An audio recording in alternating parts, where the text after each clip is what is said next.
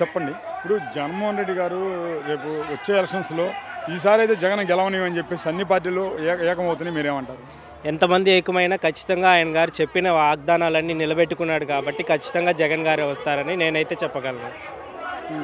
కానీ అటు చూసినట్లయితే ఇప్పుడు జగన్మోహన్ రెడ్డి ఏమంటున్నా అంటే, ఇప్పుడు ఏదైనా సరే మీ ప్రతి ఇంట్లో ఏ ఇంట్లో అయినా సరే నేను మంచి చేస్తే నాకు ఓటేయండి అని చెప్పేసి అంటున్నారు. కానీ అటు ఇటీవల జరిగిన మీరు సభలు అయితే చూసారు, ప్రతిపక్షాల సభలో, కానీ ఎక్కడా కూడా మేము ఇది ఇస్తామని అయితే వాళ్ళు ఏం చెప్పలేకపోతున్నారు. ఎందుకంటారు?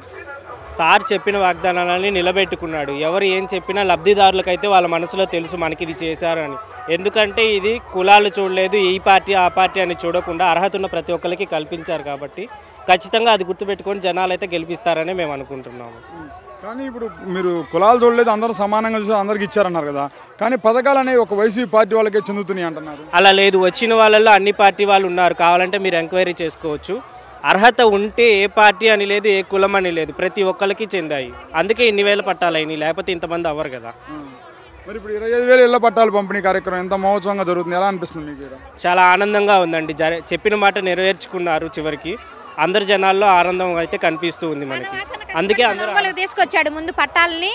జగన్ దగ్గర అయినా ఎక్కడైనా కానీ వాసన బాగా ట్రై చేసి మరి తీసుకొచ్చాడు. దానికి గొప్ప సంగతిగా చెప్పుకోవచ్చు వాసనని. మీకు వచ్చిందమ్మా ఇక్కడ? నాకు వచ్చిందండి, నాకు వచ్చింది. ఎలా అనిపిస్తుంది అమ్మ, ఒక మాట చెప్పండి. ఇప్పుడు మీకు ఇప్పుడు సెంటర్ ఇచ్చారు కదా, అది పనికిరాదు. ఏదైతేమండి లేని వాళ్ళకి అదైనా ఓకే. సెంటు అన్నా అది మనం ఉండడానికి మనకంటూ ఒక గృహం ఉండిద్ది కదా, అది.